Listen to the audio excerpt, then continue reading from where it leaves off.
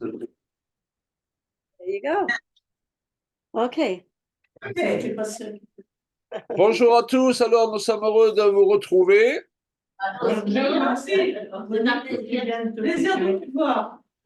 Dès qu'on commence à prendre l'habitude de la voir, on va y prendre tout, hein. Très bien. Alors, on voulait aborder aujourd'hui le thème du repos, yes. le thème qui nous a été demandé. Peut-être qu'on va commencer par la prière, vous êtes d'accord? OK. Tu veux prier, Julien?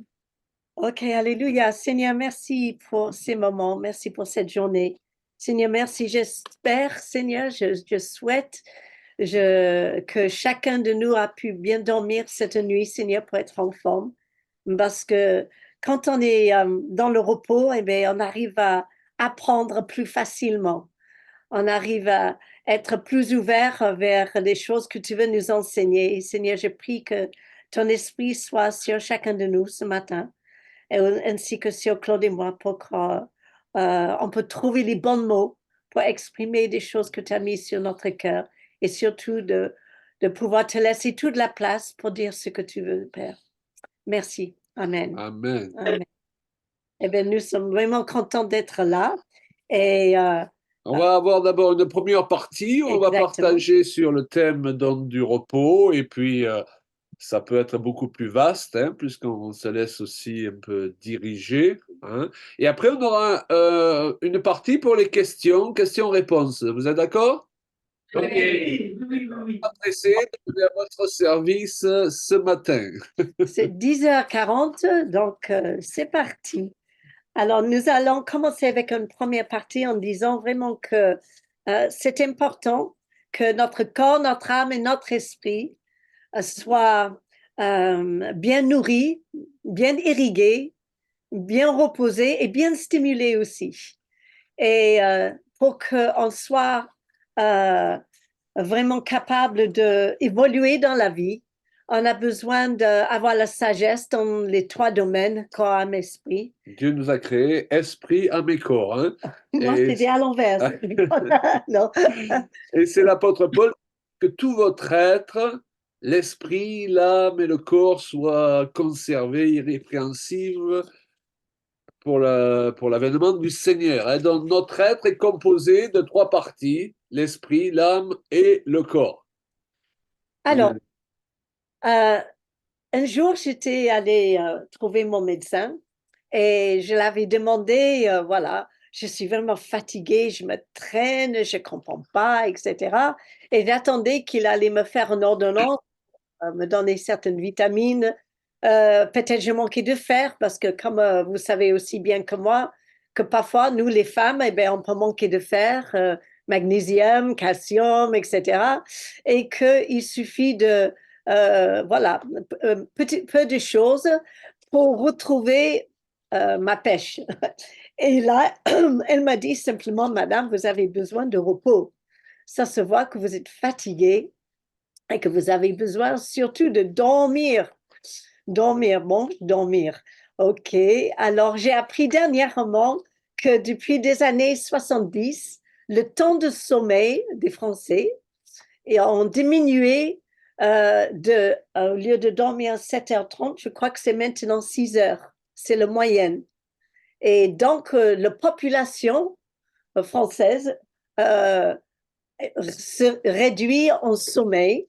Et ça m'a interpellée parce que finalement, un pays qui est anxieux, qui est chargé, qui est inquiet, un pays qui travaille trop, où il y a le stress de toujours être plus productif tout le temps, performant, comme tu dis, un pays où est sous une sorte de oppression d'aller toujours plus loin, plus vite tout le temps, eh bien, ça finit par avoir un impact sur peut-être même toute la population et notre point de vue, notre façon de voir la vie.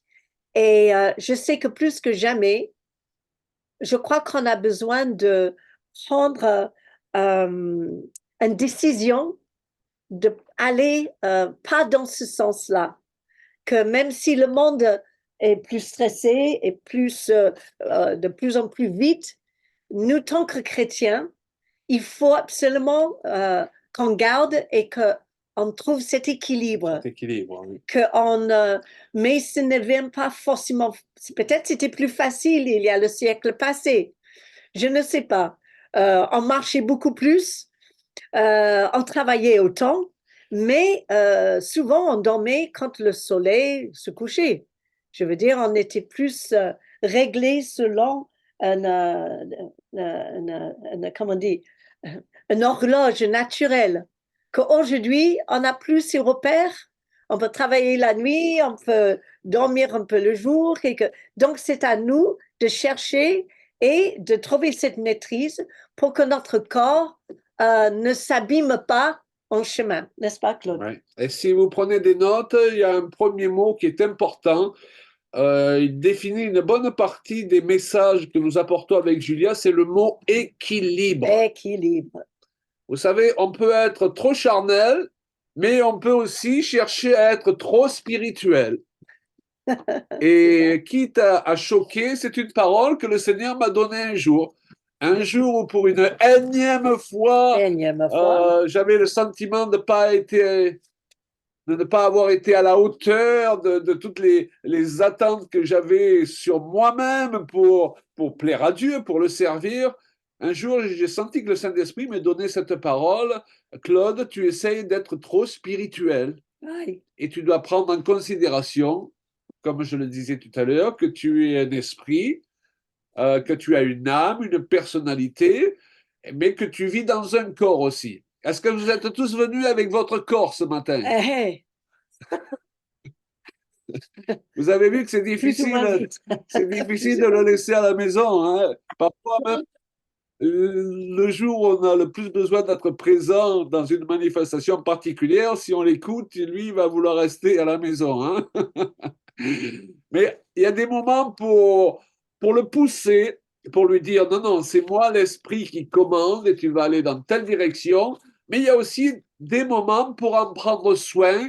Et l'apôtre Paul nous le dit. D'un côté, vous voyez, il dit, je traite durement mon corps. Et certaines personnes ont interprété le fait qu'il parle ainsi, comme quoi il faut maltraiter son corps. Non, non, il parle de discipline là. Mhm.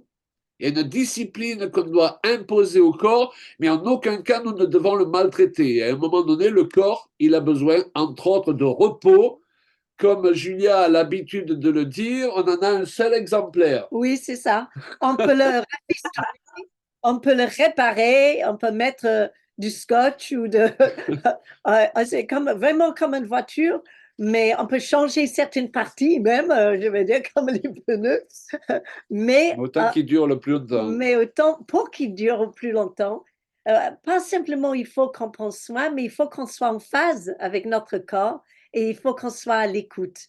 Parce que le Seigneur nous a créés d'une façon tellement extraordinaire. Et notre corps, il nous parle. En tout cas, il me parle plus fort aujourd'hui qu'il m'a parlé dans le passé. Peut-être parce que avant j'ignorais. J'étais tellement juste, je courais dans mes activités entre les enfants, la maison, et je ne prenais pas le temps de vraiment entendre des, euh, mon corps qui me parlait. Et c'est vrai aussi pour un de nos enfants qui a tombé assez gravement malade. Et elle a eu des signes pendant plusieurs temps, des années, même une année ou deux. Le corps, il disait, mais arrêtez, il faut arrêter, il faut arrêter, il faut faire moins. Et elle n'a pas voulu, mais à 20 ans, on n'a pas envie d'écouter notre corps, n'est-ce pas? Et que finalement, eh bien, le corps a pris dessus et ça l'a pris des années pour récupérer son énergie. Donc, la volonté de Dieu, c'est on ne fait pas offrage, n'est-ce pas? Naufrage. Naufrage, qu'on ne fait pas, qu'on n'a pas un accident de la route, de chemin. Et, Finissent pas épuisés sur le chemin. Et à plus forte raison si on sert Dieu. Parce que lorsqu'on veut servir Dieu, il y a cette motivation saine de vouloir faire bien, alléluia, et de se donner pour le service de Dieu et pour les autres. Mais le diable, il travaille selon un principe. Il faut, ça aussi, vous pouvez le noter. S'il ne peut nous freiner, il va nous pousser.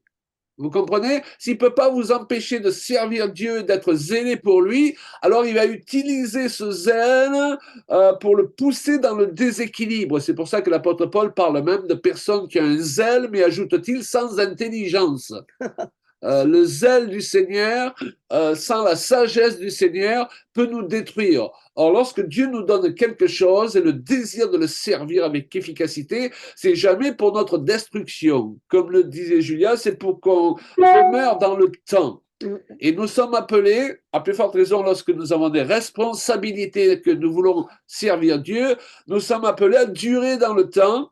Et il ne faut pas qu'on soit comme certains chanteurs, ils font le tube de l'été, vous savez, et puis on n'en entend plus jamais parler après. Et il y a parfois les ministères de l'été, hein, ils vont tout casser pendant un moment, et puis après, ils sont cassés par leurs propres excès, et on n'en entend plus parler. Donc, on est appelé à durer dans le temps et à ne pas finir, ça tu le dis souvent aussi, sur le bord de la route. Hein. Oui, exactement. Mais justement, j'allais donner cet exemple que je trouve très intéressant dans la parole de Dieu. C'est que c'est l'histoire du Samaritain. Alors, on sait que l'histoire du Samaritain peut être lue sur plusieurs facettes et c'est le plus commun, c'est le fait que c'est celui qu'on juge indigne et c'est celui qui a porté secours dans le moment le plus important. Mais quand j'ai lu cette histoire, ça m'a fait penser un peu à moi quand j'étais jeune. Tu as été jeune, hein? Et On a été jeune. Hein? plus longtemps, voilà, on va dire ça. Mais quand j'étais jeune et dans le ministère avec mon mari, il faut expliquer que peut-être c'est que dans une année, j'ai rencontré mon mari, on s'est mariés et j'étais enceinte. Donc, On fait les choses à moitié d'ailleurs. Hein? voilà. Et j'ai eu ma première fille, j'avais 21 ans. Et donc, on était un peu dans dans une sorte d'activité, mais c'était excitant et c'était super. J'ai gardé très bons souvenirs. Mais j'avais tellement envie de servir Dieu avec tout ce que j'étais que je croyais que tout le monde cherchait son ministère. Alors, on avait rapidement une petite assemblée et je croyais que j'avais le ministère bouche-trou. Alors, vous connaissez le ministère bouche-trou? Le ministère bouche-trou, c'est ah, il n'y a personne à l'accueil. Il n'y a personne à la garderie. Sur l'estrade pour la louange. Qui a fait des gâteaux? Qui va accueillir le ministère? Etc. Et que je croyais que ça plaisait à Dieu que je me donnais à fond et que je ne me considérais pas. Ça lui plaisait dans certaines limites, mais pas dans le déséquilibre. Mais la chose, c'est qu'il fallait que j'apprenne justement l'équilibre. Et à cette époque-là, on avait quelques enseignements. C'était encore un peu l'idée, eh bien, c'est à la gloire de Dieu de souffrir dans sa chair. Eh bien, ça, j'ai compris que ce n'est pas comme ça que le Seigneur y voit les choses. Et Dieu merci pour chacun de nous, parce que j'aurais probablement fini d'être dans burn-out. Parce qu'en fait, je croyais que je servais Dieu comme un athlète qui faisait le sprint.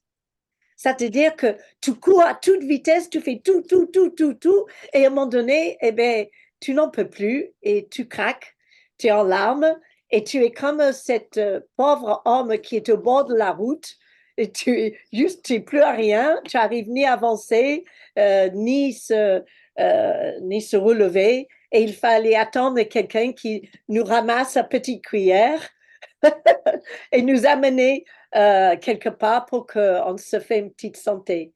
Et j'ai réalisé avec le temps, certainement vous aussi, que finalement, il faut mieux... C'est la sagesse, ça, hein, le temps. Hein. Ouais, je vais dire peut-être un peu.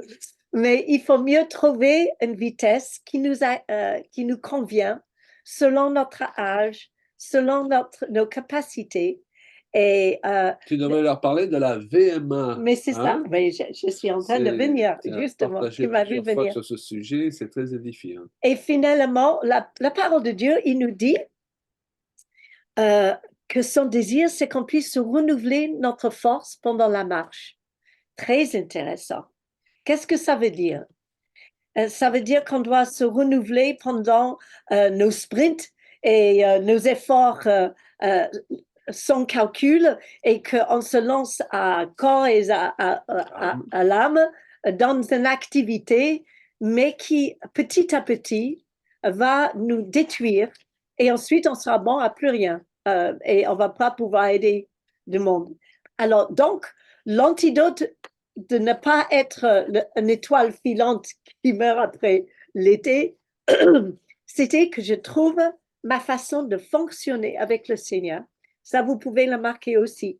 Il faut trouver sa vitesse de croisière. Sa propre vitesse chacun, hein, sans se comparer aux autres. Et n'est-ce pas, mesdames, ça change en fait, parce que quand on a 20 ans, on n'a pas 30 ni 40.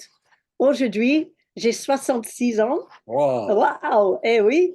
Et je me trouve en fait en meilleure santé dans mes années 60 que j'avais quand j'avais 50 ans. On n'a jamais été aussi bien dans notre tête d'ailleurs, c'est important ça. Je ne sais pas. Voilà, c'est là que ça se passe. Amen. Exactement. Et je discutais avec une amie à moi à l'île de la Réunion, une chère amie. Elle était dans le passé championne de triathlon européenne. Elle est professeure en, comment on dit,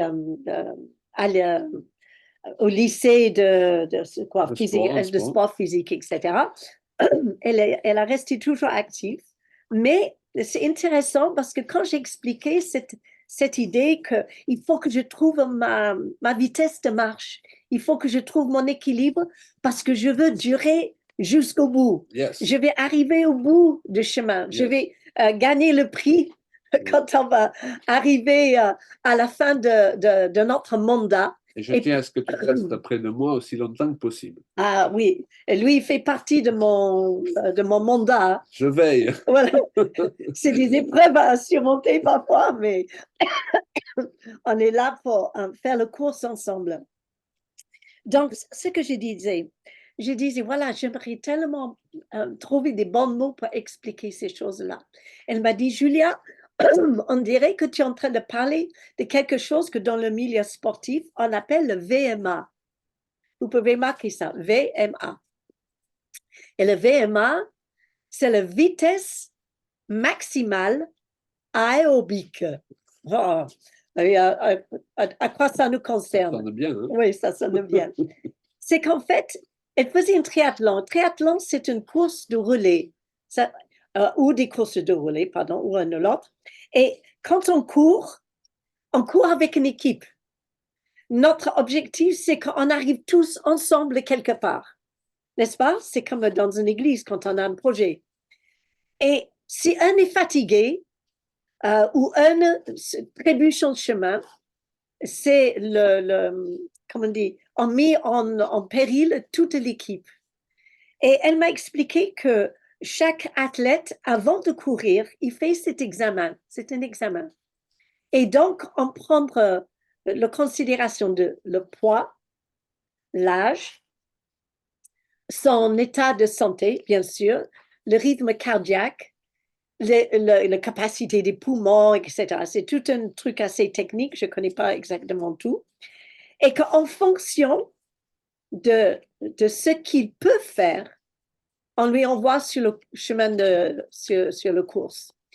Et s'il court, mais il est trop dans le retenu, il ne reste pas courir à sa pleine potentiel.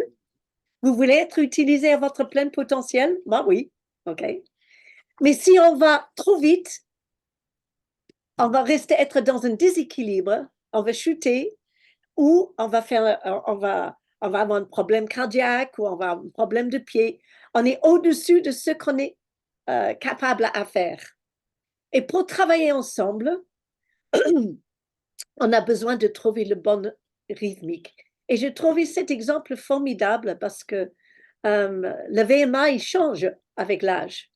Mais on a besoin autant de moments d'activité que de moments de service, que des moments de repos. Et je crois que la plupart des chrétiens que je connais, la partie qu'on ignore le plus, c'est le repos. Alors, Claude, tu disais par rapport à des soldats dans Oui, une armée, oui, c'est la même chose, non? je crois que c'est Rick Joyner qui disait quelque chose de très intéressant, c'est que le temps de repos, de campement pour une armée est aussi important que le temps de bataille. Wow. Parce que c'est dans le temps de repos et de campement qu'on va renouveler ses forces et ces forces qui vont nous servir pendant la bataille. Donc, il est important de ne pas voir notre vie chrétienne ou notre vie à servir Dieu qu'en termes de bataille, parce que notre vie, c'est un ensemble. Et on voudrait partager donc plusieurs points avec vous qui peuvent faire qu'on peut s'épuiser en cours de route. Et le premier point, Il y a quelques piégeons sur le chemin. c'est parfois celui de, quelque part, de refuser d'accepter de vieillir. Oh, Ah. qui est coupable? Et le fait que Dieu puisse nous relever, nous renouveler pendant la marche, ne fait pas que le processus de vieillissement soit totalement annulé. Sinon, on n'aurait même pas de ride, hein, C'est hein, ça? par la puissance de notre foi.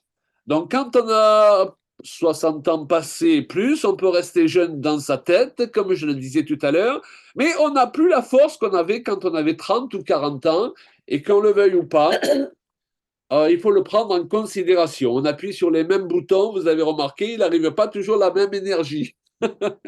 Et il faut l'accepter. Il faut Alléluia. l'accepter. Alors, ce qu'il ne faut pas accepter, c'est de mal vieillir. Ah oui. Vous voyez la différence? Il faut accepter de vieillir, et je peux dire que vieillir peut être une grande bénédiction, justement, parce qu'on est supposé, avec les cheveux blancs et les poils blancs, avoir Ça te va bien, un peu plus Claude. de sagesse, n'est-ce pas? Mais normalement, il y en a qui en ont moins en vieillissant, mais le processus que Dieu a prévu, c'est qu'en vieillissant, on a plus de sagesse. Mais il faut dire qu'on échange de la sagesse, ou on échange plus précisément de l'énergie pour de la sagesse. Et il faut le prendre en considération, il faut accepter avec grâce, et ne pas pousser son corps au-delà de ses limites, hein, sinon ça risque de mal finir. Parce que refuser le processus naturel du vieillissement, ce n'est pas spirituel. Vieillir, je le répète, c'est une bénédiction. La seconde raison qu'on a vue avec Julia, c'est que l'onction de Dieu, qui caractérise le service, vous savez, lorsqu'on est appelé à servir Dieu dans un domaine ou un autre, ce qui prouve qu'on est appelé à servir Dieu, c'est que Dieu nous donne une onction. Exact. Et cette onction va nous permettre de réussir facilement là où d'autres doivent faire beaucoup d'efforts pour avoir les mêmes résultats, là où d'autres ne vont pas vraiment réussir en se lançant dans certaines entreprises parce que ce n'est pas leur appel. Donc, tu es en train de dire, c'est que on est fort dans le domaine que Dieu nous a oint depuis le début. Alléluia. C'est pourquoi c'est toujours un très mauvais calcul d'essayer d'être l'autre ou d'essayer d'avoir l'appel de l'autre, parce que dans ce cas, on va essayer de faire les mêmes choses sans l'onction que l'autre a. Et ce n'est pas une question d'être plus intelligent, c'est une question d'appel. Et donc, on se fatigue moins si on reste dans le sillon de notre don. Amen. Parce que l'onction qui nous est donnée pour briser les jougs, eh bien, va fonctionner par rapport à qui on est, parce que Dieu nous a oint dans tel domaine particulier. Il n'y a même pas de quoi se vanter, c'est une grâce. Et même dans le couple, il y a des choses que je fais plus facilement que toi, qui sont des gros efforts pour toi. Il y en a d'autres que toi, tu fais facilement, et pour moi, c'est un gros effort. D'où l'importance d'être dans la complémentarité. Et dans une équipe, il faut savoir reconnaître les domaines où les gens sont bons, Il faut savoir reconnaître les domaines où on est bon, aussi sans fausse humilité, pouvoir dire je suis bon là-dedans parce que Dieu m'a donné un don, Dieu m'a oint. Et Oui. puis, c'est aussi important de comprendre dans quel domaine on est mauvais aussi. Hein. Moi, je suis mauvais dans le bricolage, c'est toi qui bricoles à la maison. Ah oui, non, mais c'est vrai. Et j'ai aucun problème dans ma virilité vis-à-vis de ça. Alléluia. Oui, il faut qu'on se débarrasse de ce sentiment de culpabilité de ne pas être bon à Oui, tout. je suis un homme, non, je dois faire ceci, tu es une femme, tu dois faire cela. Non, on doit faire ce pourquoi on a été doué. Alléluia. Pourquoi on a été oint. Oui, Et maintenant, quand on est bon dans un domaine, parce que l'onction de Dieu est efficace, c'est vite fait de se prendre pour un Superman. OK? La Bible dit que Dieu a préparé des œuvres d'avance pour chacun de nous. Et réussir sa vie, c'est coller à ses œuvres préparées d'avance. C'est pas essayer de résoudre tous les problèmes de la terre. Moi, quand j'étais jeune pasteur, je pensais qu'il fallait que j'ai la réponse à tous les problèmes de tous les gens qui venaient me trouver.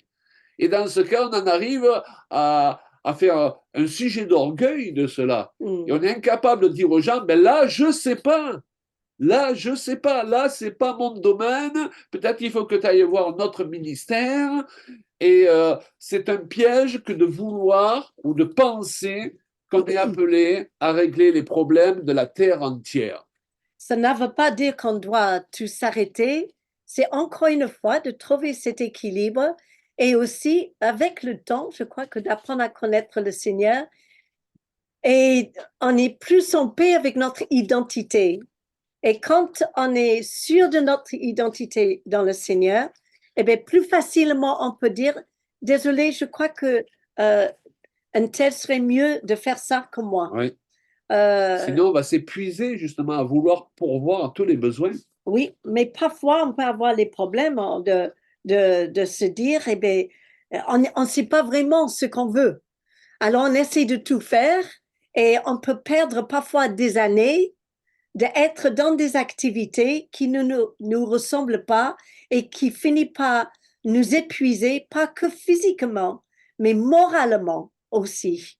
Mais on va revenir un petit peu là-dessus tout à l'heure. C'est pour ça qu'il y a des périodes où c'est bon de toucher un peu à tout, pour qu'on comprenne Toujours dans fait, quoi on est bon et dans quoi on est mauvais. Et exactement. ensuite, gérer notre vie parce qu'on peut s'épuiser. Et on connaît beaucoup de serviteurs de Dieu qui avaient été puissamment loin, n'est-ce pas, dans Ouais, des domaines particuliers, mais qui ont voulu s'occuper de tout, tout faire, et qui se sont épuisés en cours de route parce que vous devez ouais, savoir que le fardeau, ça c'est important à noter aussi, le fardeau que Jésus nous donne est doux et léger. Ça ne veut pas dire qu'il n'y a pas des moments de bourre, ça ne veut pas dire qu'il n'y a pas des moments où il faut faire des efforts, il faut suer, on est d'accord. Mais ça va être suivi d'une joie et d'un renouvellement que Dieu va nous apporter par son Saint-Esprit parce qu'on est à la bonne place en train de faire les bonnes choses et je dirais aussi entouré des bonnes personnes. OK?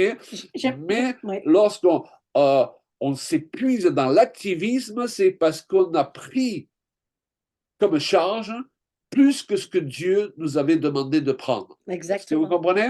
Oui, Et c'est pas par mauvaise intention. Parfois, on veut tellement aider les gens qu'on est incapable de dire non aux gens. oui. Et s'il y a un mot qu'il est important d'apprendre lorsqu'on sert le Seigneur, c'est non. Aïe, aïe, aïe. Combien de Mais fois on a dit oui alors qu'on pensait non et on s'est retrouvé dans des situations où on ne pouvait plus assumer tous nos oui parce qu'on n'a pas osé dire non. la Bible nous dit, ne vous soumettez pas sous des jougs inutiles. Voilà. Et je crois on a tous fait ça parfois. Et il ne faut pas non plus être jaloux quand on voit des gens aller plus vite que nous. Oui, c'est bien.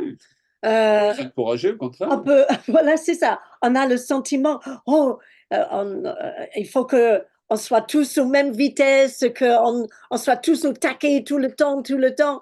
Mais en fait, non, il y a des gens, ils ont des capacités supérieures que moi dans des domaines. Super, vas-y, moi je vais prendre mon temps. Et j'ai pensé à une amie justement qu'elle avait tellement envie de tout faire tout le temps, elle a fini en burn-out.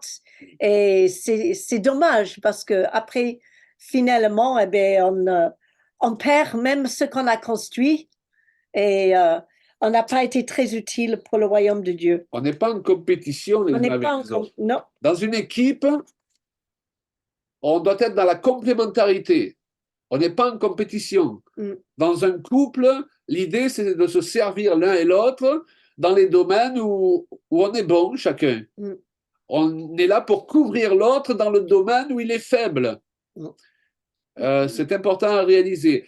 On n'est pas dans la compétition et c'est quelque chose parfois que l'âge nous apprend, c'est qu'on n'a rien à prouver, les amis. Alléluia. On veut juste être approuvé de Dieu. Si Dieu nous appelle à dans telle mission à être le numéro un, ben c'est bien. S'il nous appelle à être le numéro 2, alléluia, soyons bien. un bon numéro 2. S'il nous appelle à être le numéro 10, soyons un bon numéro 10, alléluia. Il n'y a pas de gloire à rechercher à être le premier, le deuxième ou le troisième, comme dans le monde où malheureusement on nous apprend il faut à tout prix être le premier, et pour être le premier, on est prêt pour satisfaire notre ego, eh bien, à écraser les autres. Non, nous, on est là pour servir les autres. Et si on les sert mieux à la place numéro 10, on est heureux d'être à la place numéro 10. C'est ça. Alléluia. Et je crois que l'idée, c'est toujours le même. C'est de pouvoir être en forme dans la durée. D'accord? Dans le psaume 91, le Seigneur il nous dit, euh, puisqu'il m'aime, je le délivrerai, je le protégerai parce qu'il connaît mon nom. Moi, l'Éternel le Tout-Puissant, quand il m'évoquera, je lui répondrai. Et il dit à la fin de ce psaume, il dit, et je révélerai, je lui donnerai une vie longue et pleine. Vous pouvez le marquer. Une vie longue et pleine. Ça, c'est la volonté de Dieu pour nous, pour chacun de nous. Et c'est vrai que Dieu, il nous appelle de travailler ensemble. Si on est un coureur qui court toute seule, on peut que se juger par rapport à nous-mêmes. Et il y a des domaines où on devrait faire cela. Mais on travaille aussi avec les autres.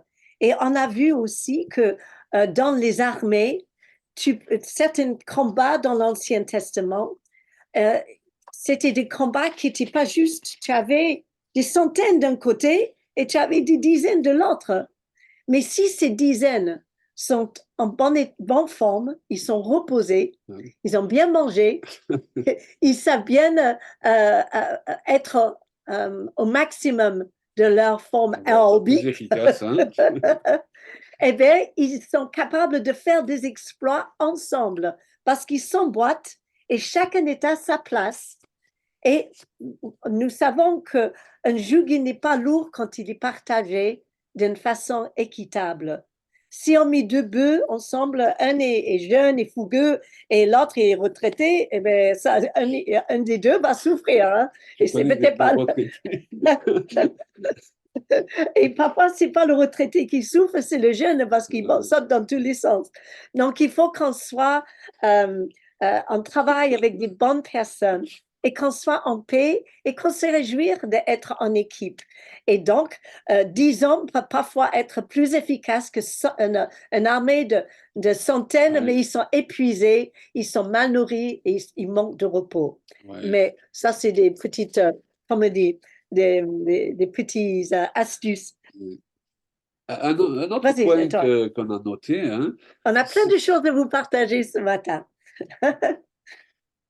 Vas-y. Un autre point qu'on a noté, c'est l'importance voilà, de marcher dans l'humilité, parce que parfois, on veut garder une image, vous savez. Je sais que dans nos milieux évangéliques, souvent, mais il y a cette image du pasteur qui doit être toujours vainqueur, toujours actif, toujours en avance sur tout.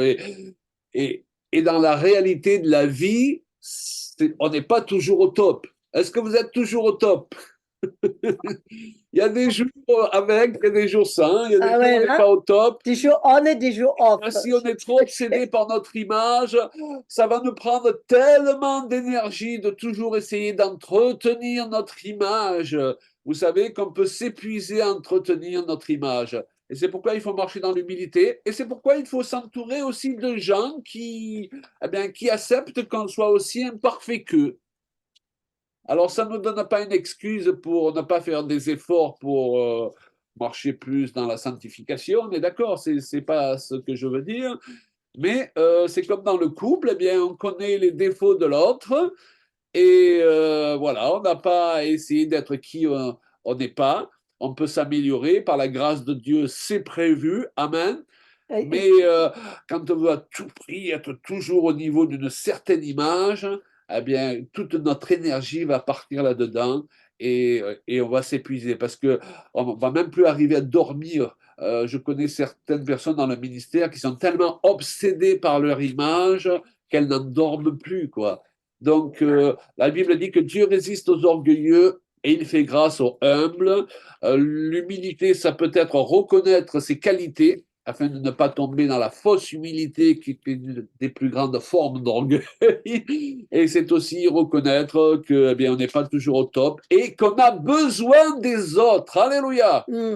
On a besoin des autres. Oui, Et des vrais amis. Hein? certains d'entre nous, on n'aime pas avoir besoin des autres. Je sais que pendant des années, je n'aimais pas avoir besoin des autres, mais c'est une marque d'humilité de le reconnaître. Hein.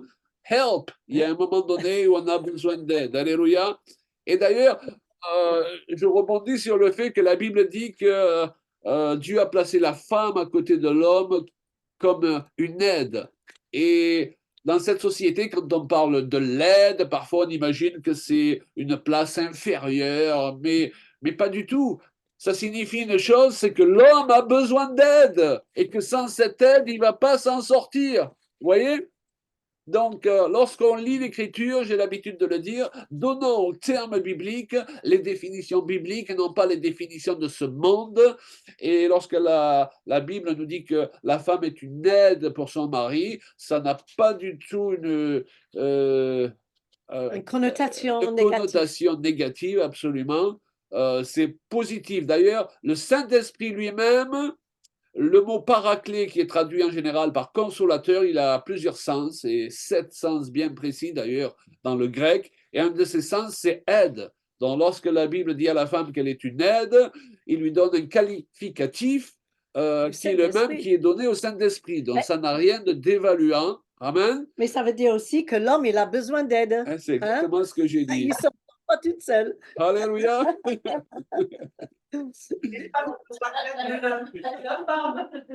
Les femmes ont besoin de l'aide de l'homme. Absolument. Alors, c'est étrange cette histoire d'image, Claude, parce qu'en fait, j'ai lisé un truc l'autre jour qui disait que il y a beaucoup de couples qui se forment sur Internet aujourd'hui, donc qui s'inscrivent dans des sites de rencontres chrétiennes ou d'autres, enfin, peu importe. Et voilà, c'est moderne, c'est comme ça. Et ils ont trouvé une chose intéressante, c'est que la plupart des gens, quand ils mettent une image d'eux-mêmes, il finit par mettre une image d'il y a 10 ans. Parce qu'en fait, on ne se voit pas vieillir. Okay. On n'a pas toujours une image. Voilà, il faut vraiment être réconcilié de qui on est. Si on se dit, mais si on se regarde, on va probablement dire on n'est pas aussi bien que la réalité. Jésus, il nous voit mieux que les réalités. Enfin, non, pas la réalité. Moi, je te vois mieux que moi, je te vois. Jésus, il nous voit tel qu'on est vraiment et on est magnifique, des créatures magnifiques. Mais c'est intéressant que on a besoin d'accepter de vieillir parce que de vieillir, en fait, c'est un privilège. Et aujourd'hui, j'ai perdu plusieurs bien-aimés, entre autres ma mère, ma sœur, d'autres amis chers ces dernières années. Et j'aurais aimé tellement les voir vieillir et je ne vais pas pouvoir. Mais si nous sommes là encore aujourd'hui, mes frères, mes sœurs, c'est un privilège que le Seigneur nous donne d'avoir encore la vie. Donc, il faut qu'on en profite, mais il ne faut pas qu'on se culpabilise d'être encore là. Au contraire, il faut qu'on fait valoir tout ce que Dieu nous a donné et que chaque jour qu'on a, eh bien, c'est une bénédiction. On dit aussi que par rapport à de vieillir et de durer dans le temps, qu'on n'a jamais eu autant de centenaires. Vous avez entendu ça à la télé peut-être? On n'a jamais eu autant de centenaires. Et quand on leur demande, eh bien, pourquoi, souvent c'est comme ça, eh bien, d'abord, ils restent actifs. Donc, quand on dit, il ne faut pas trop faire, mais il faut quand même faire. Ouais, Il faut rester actif, trouver des choses à faire pour que le corps s'habitue d'avoir une petite discipline. Je sais que moi, j'ai un, mais de rester actif, d'avoir une vie communautaire. Dans l'Église, il n'y a rien de mieux, ouais, n'est-ce pas? côtoyer les gens, être toujours là, ouais, puis en communion avec d'autres. De relever encore des défis et aussi d'avoir une attitude de gratitude. Des défis, ouais, ça c'est ce qu'on a continué à relever pendant toutes ces années, ma chérie. Hein. Je crois que c'est ça qui a gardé euh, notre passion intacte, c'est d'avoir relevé des défis ensemble et de surmonter des épreuves ensemble. Mais la vie nous appartient euh, jusqu'à un certain point. Après le Seigneur, eh ben, ça va être peut-être merveilleux de l'autre côté, mais parfois quand quelqu'un part, malheureusement, on dit, ah, ça y est, enfin, il a trouvé le repos. Alors là, les amis, j'aimerais vous dire quelque chose. C'est pas que le repos là-haut. Ça veut dire qu'ici, c'est trop dur.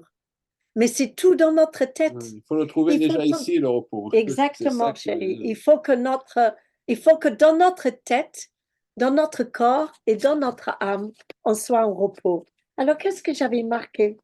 Un repos, voilà, c'est pas juste après la mort. Mais la fatigue, on peut ressentir, je voulais parler de la fatigue physique, la fatigue morale et la fatigue spirituelle. OK? Si on est dans une fatigue physique, j'ai vu un truc aussi dernièrement d'une jeune femme, elle est allée chercher sa mamie à l'iPad parce qu'il disait qu'elle avait l'iPad. L'iPad. Non, pas l'iPad. Et elle allait avoir 100 ans et les médecins lui donnaient, non, ouais, et le médecin lui donnait peut-être un mois à vivre. Donc, sa petite fille est allée le chercher.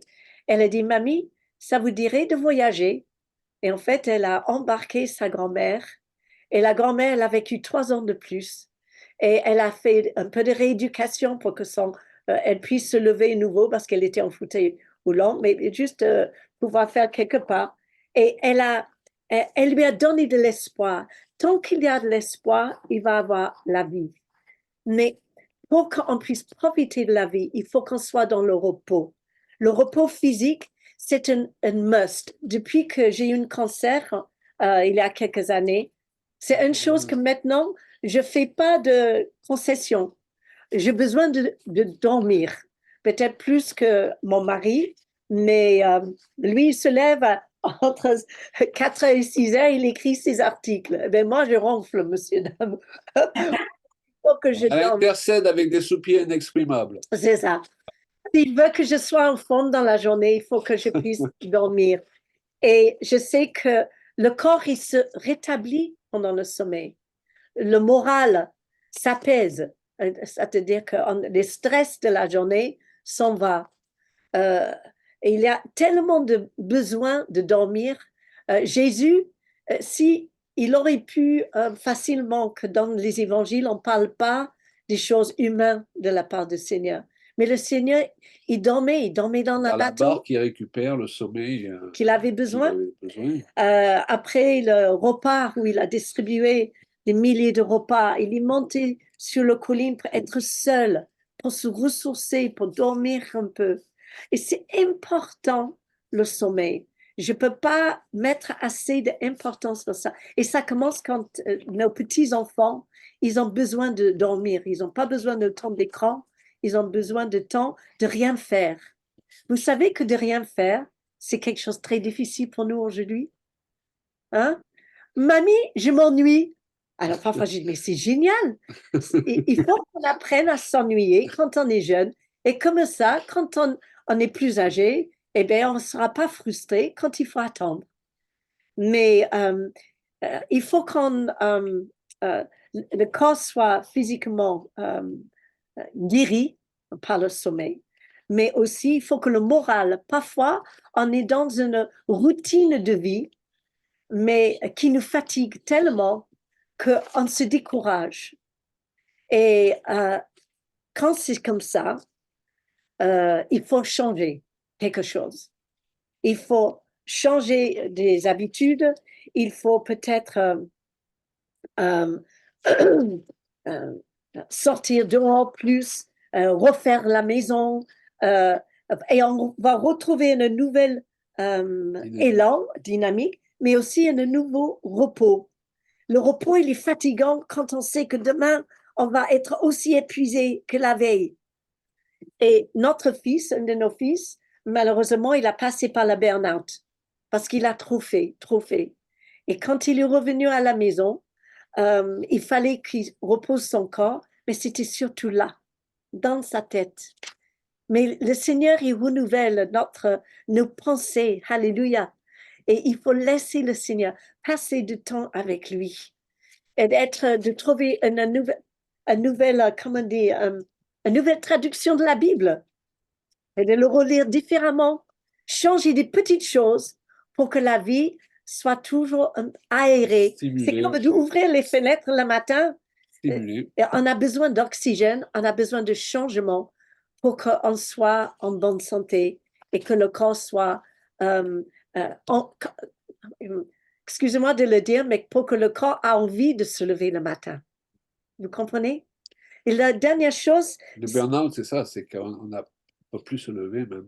On n'arrive plus, en fait, on est plus stimulé. Et parce qu'on n'a plus des objectifs devant, alors on n'arrive plus à dormir. C'est curieux. Mais le manque de sommeil, c'est un challenge pour tellement de personnes. Et je sais que moi, je suis le sorte de personne que je réfléchis à ce que je dois faire demain avant de m'endormir. Mais c'est une erreur parce qu'après, je pars dans des... Voilà. Et en fait, il faut faire le vide. Et il n'y a rien de mieux que quelques versets bibliques, peut-être un peu de musique. Parler en langue De aussi. parler en langue. Mon mari, il parle en langue avant de s'endormir. Et parfois de ne pas regarder la télé jusqu'au bout. Mais c'est pas facile parce qu'on est habitué à toutes ces choses-là.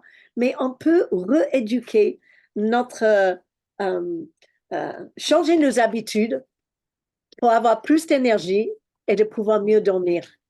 La dernière chose, c'est spirituellement. Parfois, dans nos églises, malheureusement, oh, j'ai rencontré un jeune homme, il avait tellement été enseigné que sa tête est bouillonnée. Il ne savait plus, alors il faut que je fais comme ci, il faut que je fais comme ça, de servir Dieu, de plaire à Dieu, il faut que je... Oh là là, j'ai dit, on va simplifier un peu les choses. Et dans les moments où la pression est trop, parce que... On a trop de conseils, des fois. On a trop de conseils aux uns et aux autres et on ne sait plus où on en est au bout d'un moment. Eh bien, parfois, il faut faire le vide. Et il faut passer du temps avec le Seigneur, juste dans sa présence, et de revenir à la simplicité de l'Évangile. Dieu, il est bon, il vous aime, il trouve que vous faites, que vous êtes sincère, il vous aime sans aucune retenue. Et en fait, il est content avec nous beaucoup plus que nous, on est content avec nous-mêmes. Et si on réalisait ça, eh bien, on pourrait être plus dans la paix et que notre esprit soit en repos. Il y a beaucoup d'enseignements qui parlent du fait qu'il faut qu'on soit dans l'être avec le Seigneur plutôt que dans le faire. Je suis d'accord. Il faut les deux. Il faut les deux. On ne peut pas juste être super mystique et de ne pas faire, parce que le faire, c'est une action qui sort de ce positionnement et cette relation avec le Seigneur. Mais il y a des fois où on a besoin de trouver du calme, de pouvoir entendre les oiseaux chanter, d'arrêter de faire, de méditer sa parole et de méditer tout court la vie de Christ en nous. Et lui, il nous apaise et il va nous donner du repos. Quand mon esprit est en repos, mon âme va relativiser les choses. oui. Tu voulais parler de relativiser les choses? Oui, d'ailleurs, souvent, lorsqu'on essaie de régler un problème le soir, alors qu'on est fatigué, qu'on est stressé, N'est-ce on pas? n'est pas capable de relativiser. On a besoin d'une bonne nuit de sommeil. Et parfois, même dans le couple, il faut savoir dire, bon, mais chérie, on n'est pas d'accord, mais c'est pas grave. On reste dans la paix et on verra ça demain On va matin. dormir Et on d'abord. se rend compte quand on se lève, qu'on est frais, dispo, on dit mais c'est pour ça qu'on se prenait la tête, c'est ce petit tas de sable dont on a fait une montagne. Aïe, aïe, Mais aïe. vous avez des gens qui sont tellement têtus, non, non, il faut régler ça maintenant. Ça me rappelle une petite blague sur Facebook où il y avait un couple, on voit un couple complètement épuisé et la femme dit, ben, on a pris la décision de jamais se coucher en désaccord. Ça fait 5 jours qu'on ne dort pas. Il vaut mieux se coucher dans la paix en désaccord, n'est-ce pas? Essayer toujours de régler les choses lorsqu'on n'est pas en état de le faire. Il y a des moments où on n'est pas en état parce qu'on a tout simplement besoin de repos. Et le mot repos, eh bien, ce n'est pas un gros mot. Je me rappelle de cette personne qui t'a téléphoné il y a quelque temps. Euh, elle est zélée pour le Seigneur, mais ça a été une révélation pour elle quand tu lui as dit, vous avez besoin de repos et c'est la volonté de Dieu que vous vous reposiez. Elle dit, mais je suis incapable de me reposer sans culpabiliser. Vous voyez, le diable, il vient, il vous culpabilise parce qu'il sait que si vous vous reposez, vous allez être plus efficace pour l'affronter. Donc, ce qu'il veut, c'est vous épuiser, lui. Donc, il y a un temps, comme tu l'as dit, pour être actif. Et merci Seigneur, on n'est pas là en train de prêcher le contraire. On en sait quelque chose. Nous sommes des gens actifs. Et quand on est dans le plan de Dieu, il nous rend actifs.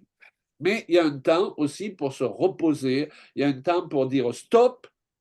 Là, j'ai besoin d'arrêter la machine. J'ai besoin de renouveler mes forces par la grâce de Dieu. Ecclésiaste. À Ouais, toutes choses, il y a un temps. il y a Un un temps de pour- manger, un temps de dormir, un temps de... Mais on passe tellement vite par-dessus le Ouais. côté de repos. Hein. Et on ne peut pas vivre que de spiritualité. C'est Je vrai. parlais tout à l'heure d'excès de spiritualité. L'excès de spiritualité, c'est quand qu'on ne prend plus en considération qu'on a un corps, qu'on n'est pas que esprit. Vous ne pouvez pas vivre que de prière. Vous ne pouvez pas vivre que de jeûne. Vous ne pouvez, et même si toutes ces choses sont bonnes à dose normale, Dieu n'a pas prévu qu'il en soit ainsi parce qu'il nous a créé esprit, âme et corps. Il y a un temps pour nourrir l'esprit, il y a un temps pour nourrir l'âme et le côté affection dont on a besoin dans notre relation avec les autres. C'est pour ça qu'on disait tout à l'heure que notre relation avec d'autres, avec qui on peut partager nos cœurs, c'est un critère de bonne santé et de renouvellement pour notre personne. Et il y a un temps pour le corps. Et le fait de ne pas vouloir marcher selon la chair ne veut pas dire qu'on doit maltraiter le corps. Simplement, on doit le discipliner, comme dit l'apôtre Paul. On ne peut pas tout lui permettre, n'est-ce pas? On est d'accord? Mais la Bible dit que celui qui, Paul le dit vis-à-vis de celui qui aime sa femme, aime son propre corps, il en prend soin. Donc, bibliquement, on est supposé prendre soin aussi de notre corps. Et les excès de spiritualité veulent nous faire oublier que nous avons un corps. Et c'est pour ça que l'apôtre Paul, s'adressant au sujet de personnes, je crois que dans les Colossiens, il s'adresse à eux, il leur dit au sujet des personnes qui estiment que tout est interdit, qu'il faut toujours maltraiter son corps pour être spirituel, il dit que ça, ce sont des comportements charnels. Dans les excès de spiritualité, l'apôtre Paul les qualifie de comportements charnels, c'est-à-dire qu'on est aussi charnel lorsque, eh bien, on se permet tout que quand on s'interdit tout. Et vous avez certains milieux religieux pour être soi-disant spirituel, eh bien, tout devient interdit. Il y a des milieux où tout est interdit sauf de respirer. Ok? Non, la Bible dit nous sommes libres en Christ. Amen. Nous avons été appelés à la liberté. Maintenant, ce n'est pas la liberté de faire n'importe quoi. Et on revient à ce terme qu'on a prononcé dès le commencement de ce Zoom, l'équilibre. Alléluia. Ma chérie, il y a un point là sur lequel... Après, on va prendre quelques questions. Ouais. Hein, on va... le point que j'aimerais traiter, c'est celui d'oublier de se servir soi-même à force de toujours vouloir servir les autres. Négliger de prendre soin de soi alors même qu'on prend soin des autres. C'est une certaine mentalité qu'on trouve dans des milieux religieux extrêmes, et on est tous parfois tombés dans ces déséquilibres, que de s'oublier totalement dans son service auprès des autres. Le Saint-Esprit nous pousse à avoir un esprit de service, mais pas aux dépens de notre santé, Exact. en donnant, Très donnant, important. donnant toujours et encore jusqu'à s'épuiser. Et de croire qu'on est spirituel en le faisant. Et on a connu des gens comme ça qui aimaient tous les autres, mais qui ne s'aimaient pas eux-mêmes. Mm. Or, mes amis, qu'est-ce que dit l'Écriture? Tu aimeras ton prochain Comme comme toi-même. toi-même. Ouais. On peut bien aimer les autres que quand on sait s'aimer soi-même. Et puis, je vais vous dire une chose, lorsque vous vous épuisez à servir les autres, une fois que vous êtes épuisé, vous ne servez plus à rien pour les autres. Donc, prendre soin de soi, ce n'est pas une démarche égoïste, c'est une façon de mieux être en état de servir les autres. Alléluia. Il y a des gens, ils se culpabilisent de prendre un week-end juste tous les deux parce qu'ils ont une église à charge. Ou même d'y aller prendre des vacances. Mais c'est quoi des vacances? Non, je sers Dieu tout le temps, tout le temps.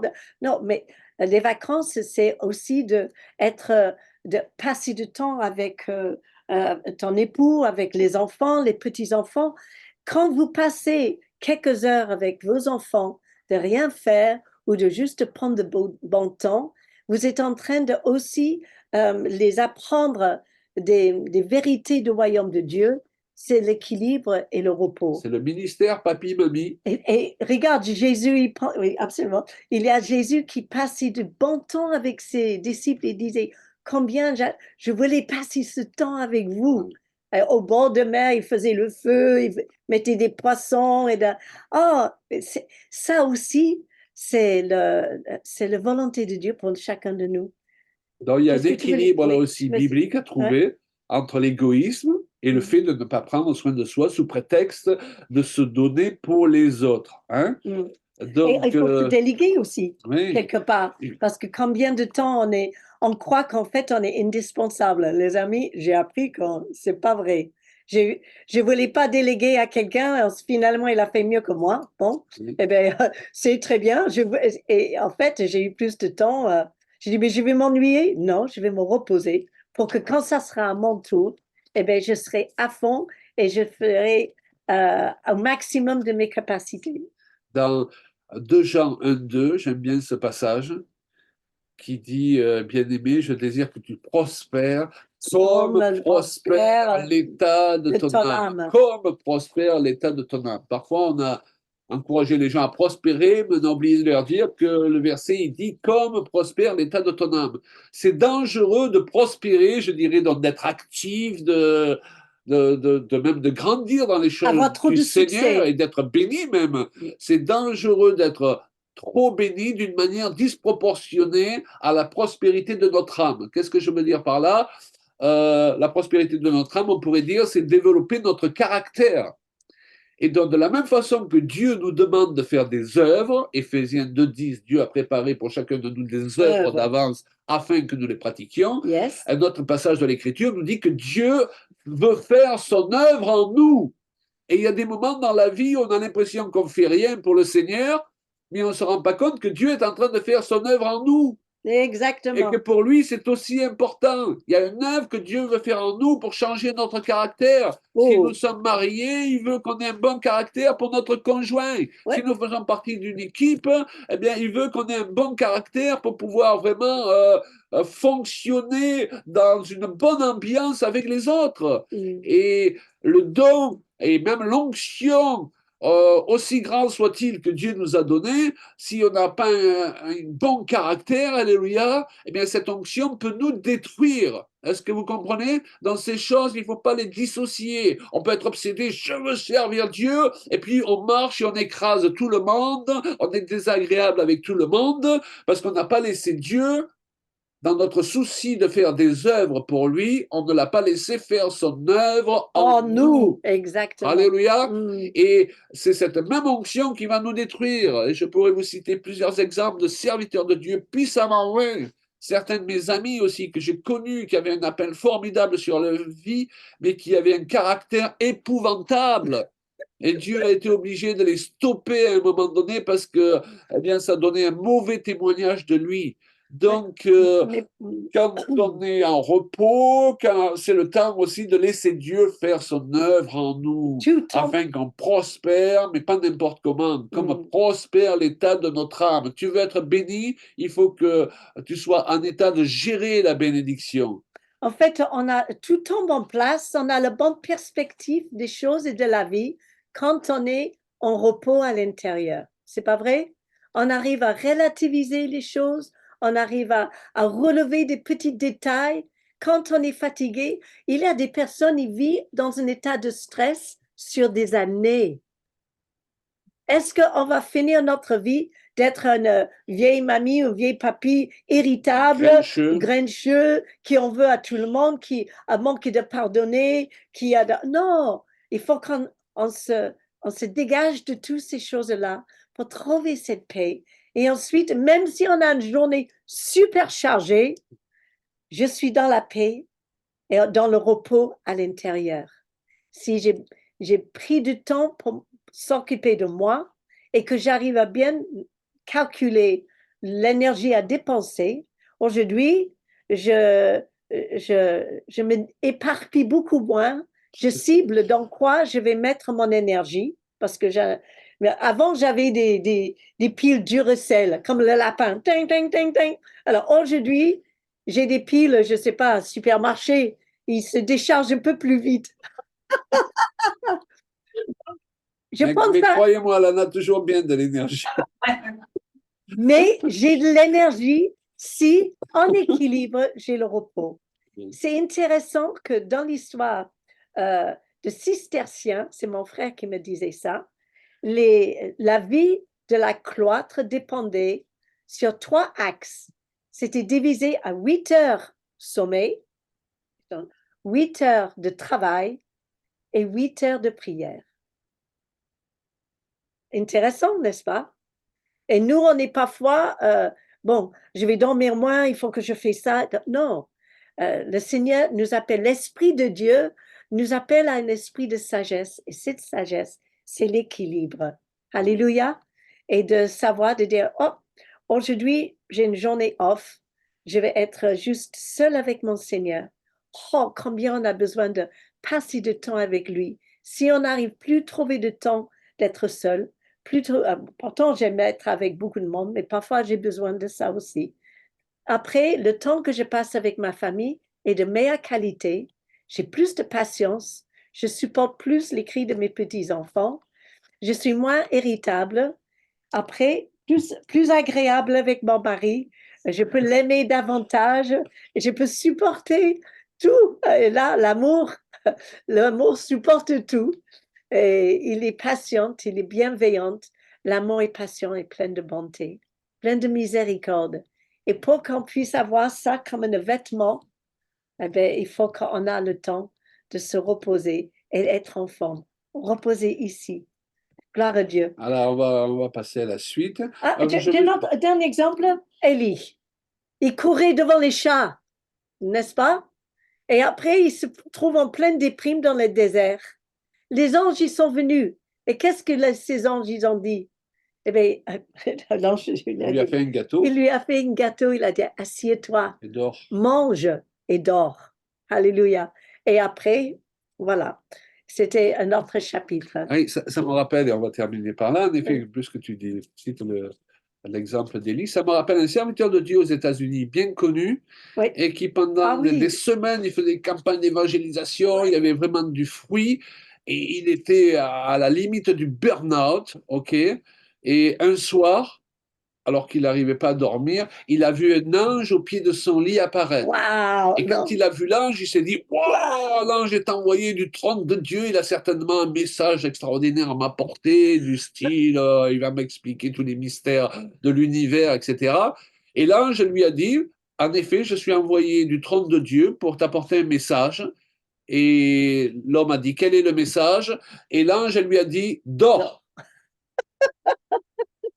Alors, je sais, ça, pour certaines personnes, ça peut ne pas sonner très spirituel, mais si cet homme, et là, il a dormi pendant 2 jours non-stop, tellement jours, je son crois, corps il en a avait dormi. besoin, si cet homme, à cet instant, n'avait pas fait quelque chose vis-à-vis de son corps, il allait finir en burn-out. Mm. Et quand on est dans le burn-out, parfois, et j'ai des amis pasteurs à qui c'est arrivé, eh bien, ça dure pendant 10 ans où on n'est plus capable de servir le Seigneur. Et c'est une épreuve pour toute la famille. Et ce sont les intérêts de Dieu lui-même qui en pâtissent. Est-ce que Mm. vous comprenez? Mm. Alléluia. Seigneur, nous te bénissons, nous te Merci, louons. papa. Et on va juste prier avant d'avoir ce temps de questions-réponses. Merci, Nous te Seigneur. bénissons pour ta parole et nous prions dans Gloire à le toi. nom précieux de Jésus-Christ pour qu'elle ne revienne pas à toi sans produire d'effets. Et ces effets qui équilibrent nos vies. Nous-mêmes, nous avons besoin tous les jours d'être rééquilibrés par rapport à tous les excès qui sont en nous à cause de la chair. Et nous te remercions pour cet esprit que tu nous as donné, qui est un esprit de force, d'amour et de sagesse. Que cet esprit se répande avec force sur nos vies à cause de cette parole qui est libérée à travers ce Zoom, Seigneur, sur ces bien-aimés que tu connais, Seigneur, sur leur famille aussi, afin d'aider chacun dans son combat à prendre les choses par le bon bout et gérer les choses selon tes directives et non pas selon la chair. Merci, Nous Seigneur. bénissons ces instants et nous te remercions de ce que cette parole, en effet, elle ne revient pas à toi sans produire son effet. Et nous prions dans le nom précieux de Jésus. Merci, Seigneur. Merci, papa. Amen. Seigneur, je veux juste dire merci. Merci pour ta vie. Merci pour l'envie de vivre. C'est en toi qu'il a le mouvement et l'être. Et Seigneur, tu nous donnes la vie dans notre corps. Tu es ressuscité, tu habites à l'intérieur de nous. Seigneur, merci pour la paix que tu nous donnes. Cette paix qui surpasse toute connaissance et qui nous permet de rester en paix dans toute situation, Seigneur. Merci, Papa. Merci pour le repos de notre âme, Seigneur. Merci parce qu'on peut se reposer en toi. Je décharge mes fardeaux ce matin.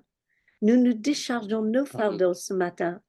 Et Seigneur, merci de nous accorder la sagesse dans les temps qui viennent pour peut-être faire le tri dans notre vie, pour de changer certaines choses, pour qu'on peut avoir plus de temps avec toi et d'être ressourcé.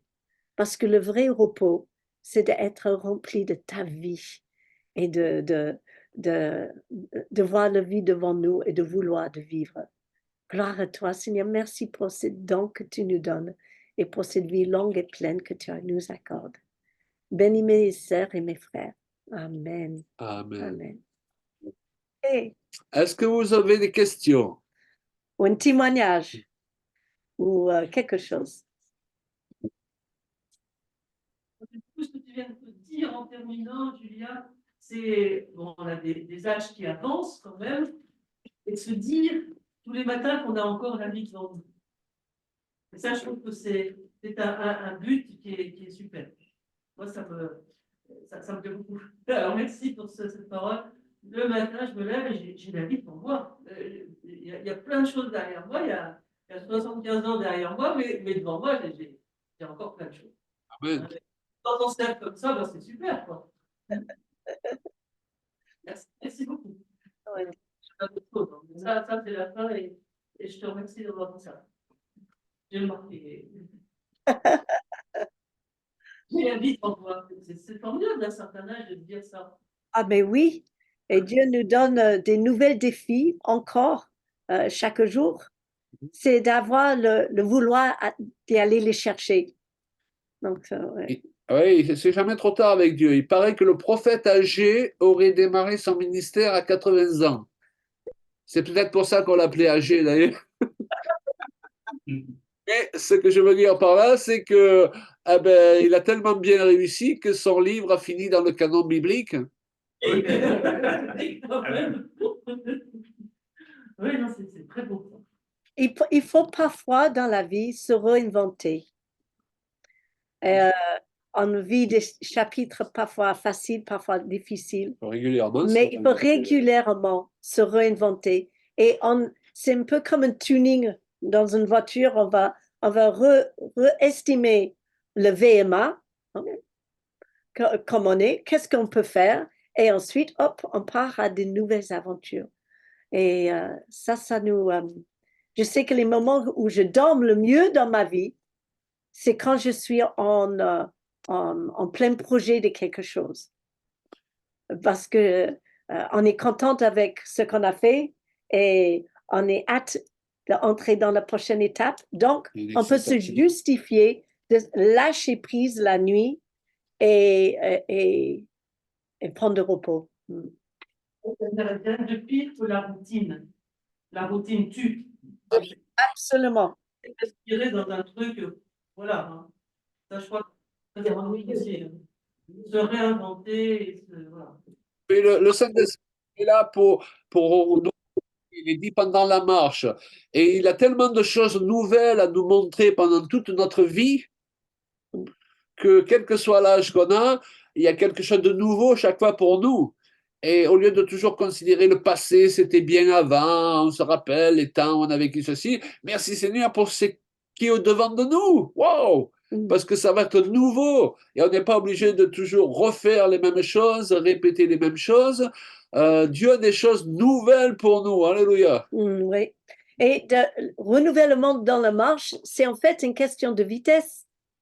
Donc, il faut qu'on trouve notre vitesse de croisière, celle qui nous convient Chaque période. à chaque période de notre vie. Voilà. Moi, ce que j'ai beaucoup aimé, c'est vieillir est un privilège.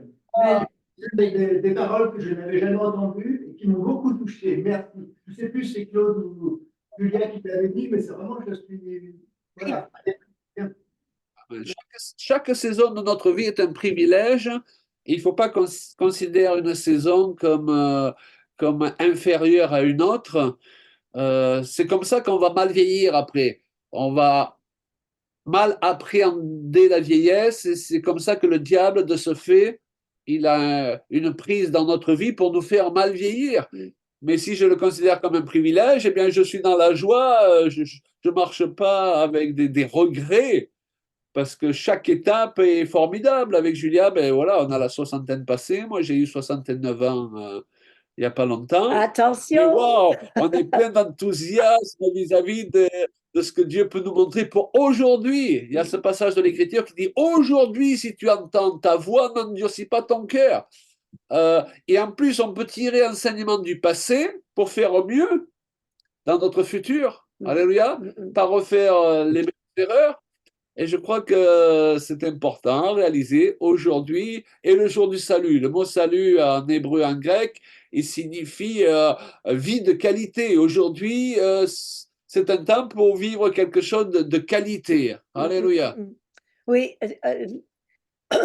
pas de, comment dire, il faut pas de regrets.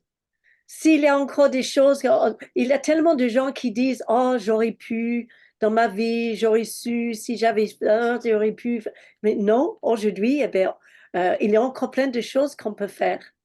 Et il faut juste les faire peut-être plus lentement ou peut-être avec des meilleures chaussures. Voilà, des chaussures un peu orthopédiques, comme ça, on peut encore marcher, on peut faire encore des choses, mais je refuse de dire que c'est fini, la vie est passée. Et on n'est pas dans le déclin, on est simplement euh, dans une période où on a des atouts qu'avant on n'avait pas. Et la Bible dit, alors que le corps se détruit, l'esprit se renouvelle de jour en jour. Ouais, on peut vieillir de l'extérieur tout en rajeunissant de l'intérieur, d'après la Bible. J'aime bien ta couronne, il a une jolie couronne. Et puis, une chose que j'aime ajouter, c'est que c'est vrai, nous avons vu beaucoup de gens partir, on n'a pas toujours compris pourquoi, que ça a été à travers le Covid, on a beaucoup de gens qui sont partis du cancer et que Dieu les bénisse, ils sont avec lui, amen.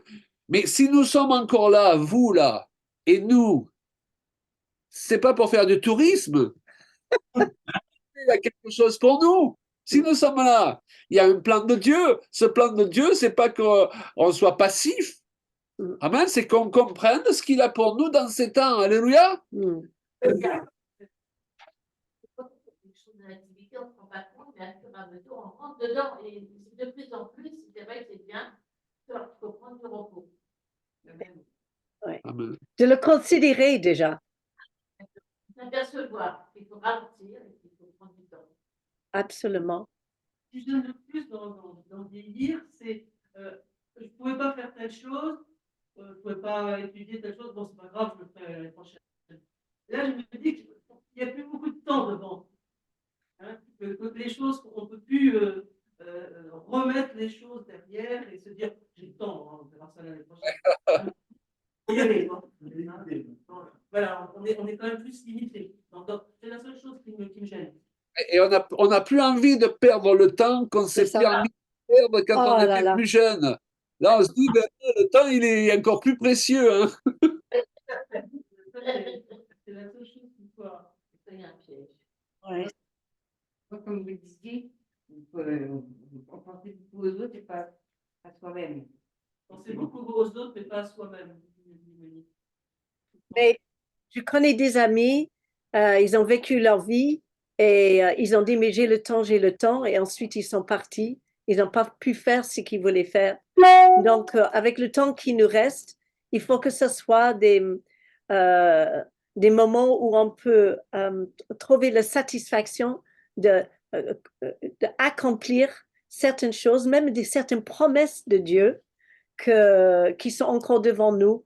Mais si on a c'est une mentalité dans la société c'est un peu dommage parce qu'on parle de retraite. Alors déjà, la retraite, des personnes âgées, 60 ans, oh, mon Dieu, comment 60 ans, je suis pas, comment on dit, usée à ce point-là. Il y a encore de ressorts à l'intérieur de moi. Il y a encore des...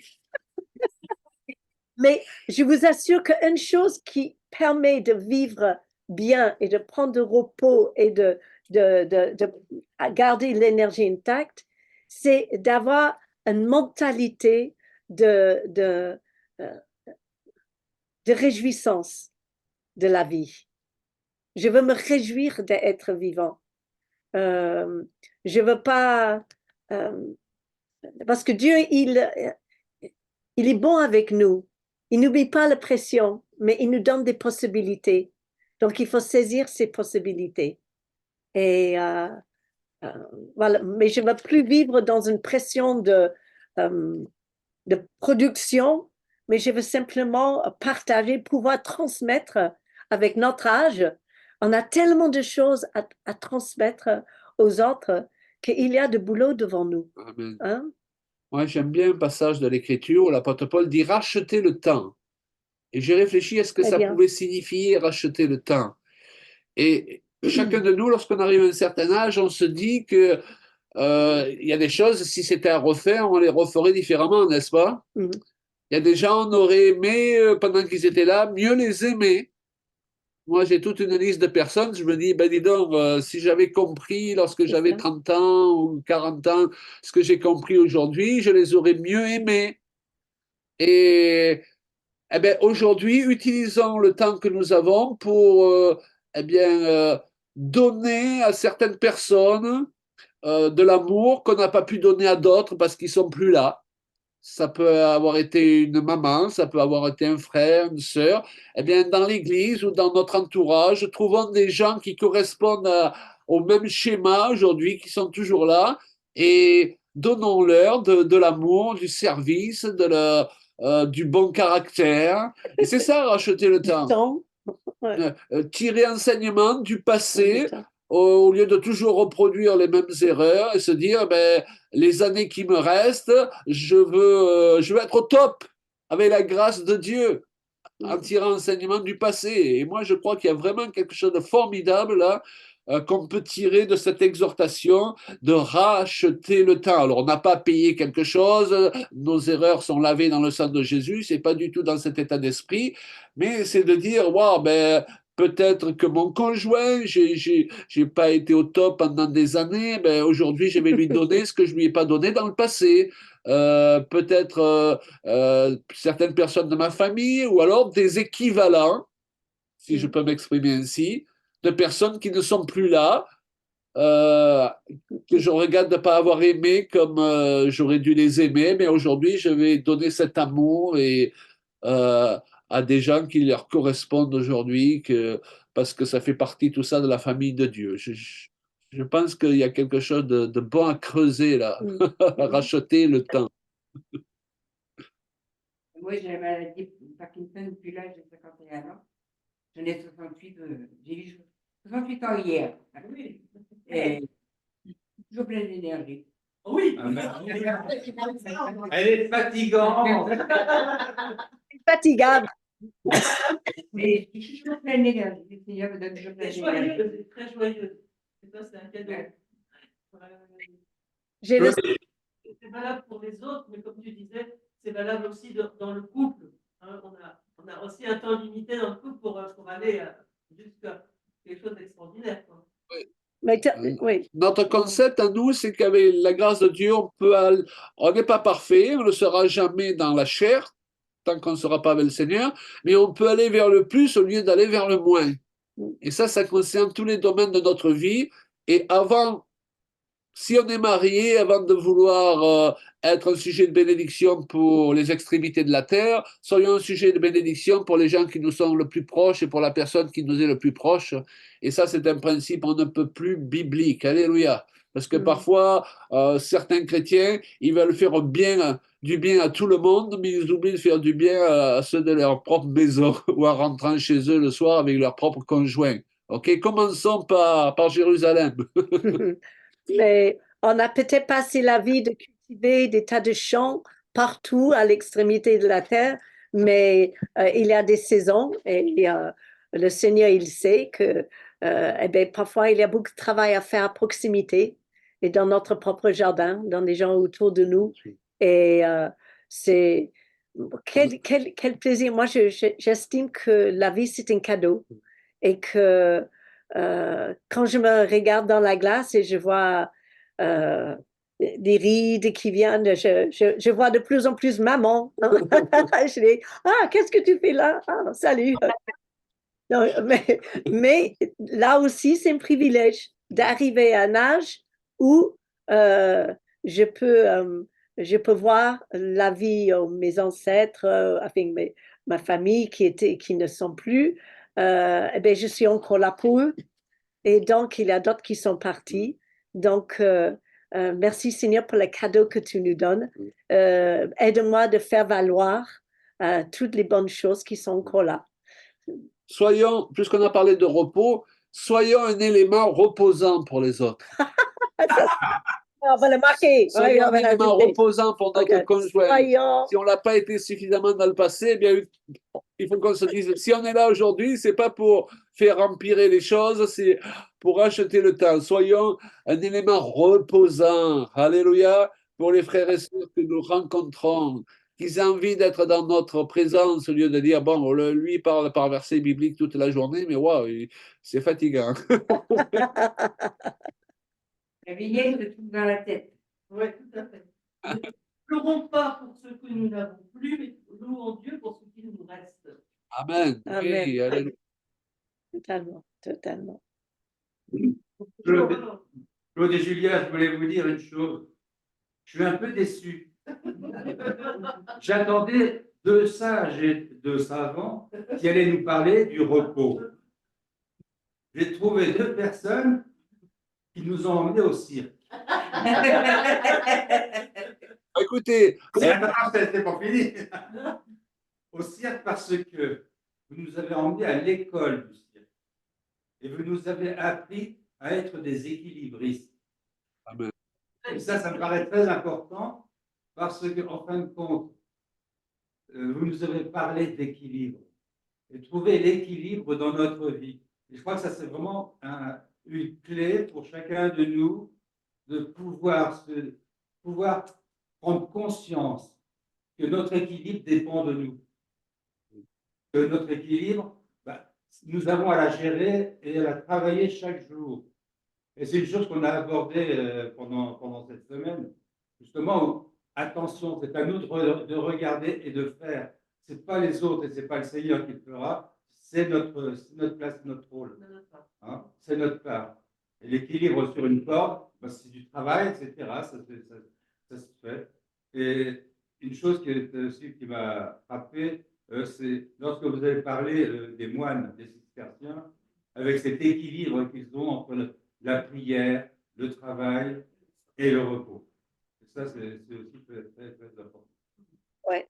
Mais chacun son équilibre en fonction de qui on est et de l'héritage voilà, qu'on a eu, ou peut-être, je veux dire, notre corps comme il est, etc.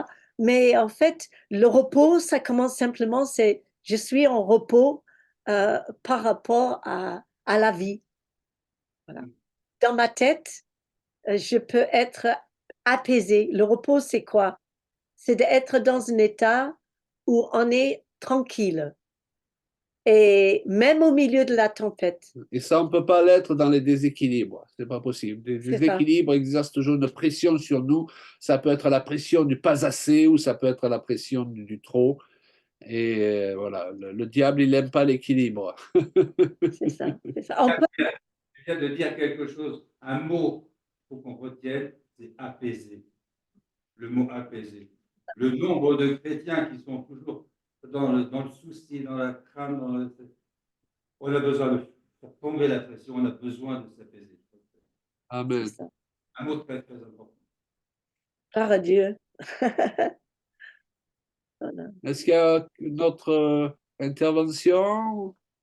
Moi, je retiens aussi d'avoir chaque jour, d'avoir toujours des défis à notre mesure. Il faut justement qu'ils ne soient pas au-delà de nos forces, et avec la force du Seigneur de toute façon.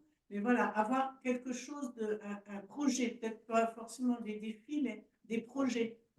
Ça peut être des projets tout simples, mais on a besoin. Les défis, les projets sont des défis. Toujours. La vie sur Terre, c'est un défi. Okay. Pour certains, le défi serait de se lever. Okay. D'autres, ça peut être de prendre un avion, de partir. Là, je viens de partir une semaine en Angleterre pour garder ma petite fille. Je suis entrée hier matin, j'ai dormi 1 heure parce que l'avion partait de Manchester à 5h55 du matin. Je Il pense, fallait que tu sois là 2 heures avant. il fallait que je sois 2 heures avant. Et j'ai pensé à ce Zoom, j'ai dit, mais on va parler de repos. On t'a récupéré cette nuit. Hein? Mais là, j'ai dormi 9 heures d'un trait parce que j'avais besoin. Mais c'est intéressant. Ça ne va pas dire qu'on ne va pas avoir des moments de cours de bourre. Voilà. Il faut rééquilibrer régulièrement la ou des machine. stress. Mais on ne peut pas vivre constamment dans une course en avant à perdre haleine. Et c'est là où cette histoire de VMA, je trouvais intéressant parce que je vais considérer plusieurs facteurs qui entrent en jeu pour qu'on puisse être Efficace. oui, être efficace, mais aussi être simplement bien, parce que le repos, c'est un bien-être. Et même si des gens, ils peuvent être frustrés autour de nous, il va être attiré par des personnes qui semblent gérer parce qu'ils sont dans la paix, ils s'inquiètent pas. Le repos, c'est une grande histoire de ne pas avoir peur de lendemain. Donc, il faut qu'on chasse les peurs. La Bible dit, il est farci de versets où on dit, n'aie pas peur, n'aie pas peur. C'est le thème que j'avais abordé la dernière. Et quand on n'a pas peur, eh bien, on peut s'endormir. Je me couche et je m'endors en paix, car tu es la paix dans ma maison, Seigneur. Gloire à Dieu. Voilà. Un dernier point que je veux mentionner au sujet de l'équilibre, comme la sœur l'a dit sous une autre forme quand elle a parlé, c'est que c'est propre à chacun de nous. C'est-à-dire, l'équilibre de notre couple ne sera pas l'équilibre du vôtre. C'est ça. Il faut que vous trouviez votre propre équilibre. Ce qui est bon pour nous sera mauvais pour vous et vice-versa. Et pour chacun de nous, c'est important qu'on comprenne ce que Dieu nous demande et ce que Dieu ne nous demande pas. Ah. Quand il nous le demande et quand il ne nous le demande pas. C'est pour ça que je disais, c'est important des fois de dire aux gens non. Là, tu veux m'entraîner dans ce qui est bon pour toi, mais qui n'est pas obligatoirement bon pour moi. Et ça, c'est important. Parce que c'est vite fait de se laisser entraîner dans des mouvements dans lesquels on n'a pas spécialement, qu'on n'a pas envie de suivre obligatoirement, mais on se laisse entraîner par ces choses-là, ça ne nous correspond pas, c'est pas bon pour nous et ça nous épuise là où ça va faire du bien à quelqu'un d'autre. Et c'est pour ça qu'on a besoin chacun d'avoir cette relation avec le Seigneur et pour savoir ce qu'il attend de nous, qui n'est pas toujours ce qu'il attend des autres, hein. Et certains, ils ont besoin de plus de sommeil, d'autres de moins de sommeil, d'autres, eh bien, ils boivent un café, ils réagissent d'une manière, d'autres, ils en boivent trois, ça leur fait rien, ils peuvent aller se coucher après. Nous sommes différents. Et on ne peut pas juste dire parce que lui il fait ça, moi je vais faire la même chose, parce que son équilibre à lui c'est ça, mon équilibre sera donc la même chose. Non, ça ne fonctionne pas. Et même dans le couple, il y a les choses qui sont bonnes pour un, qui ne sont pas bonnes pour l'autre. Il y a les choses qu'on fait ensemble en harmonie, et il y a d'autres où il faut libérer l'autre parce que eh ben, on ne fonctionne pas de la même façon. Et ça, c'est très important. Nous sommes tous des individus devant le Seigneur. Il n'a pas fait de photocopie. Aucun de nous n'est une photocopie. Dieu n'aime pas les photocopies. On est tous Non. des originaux, les amis. En considération. Qu'à de le dire. C'est comme vous avez parlé du sujet des caractères. Ouais. C'est ça. Des caractères susceptibles. Ça, c'est pas facile non plus. C'est Il faut accepter son unicité. Oui, on est tous différents et voilà, on change. Et ne pas se laisser mettre dans un moule. J'étais en train de penser, juste le temps qu'on parlait, le psaume 91, je ne sais pas, je l'avais mis en musique abandonnée, mais celui qui demeure sous l'abri de Très-Haut repose à l'ombre de Tout-Puissant.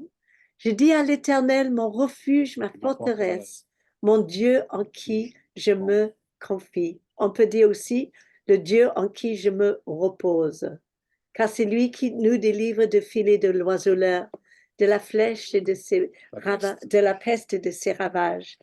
Il nous couvrira de ses plumes et on trouve de refuge sous ses ailes. C'est juste magnifique.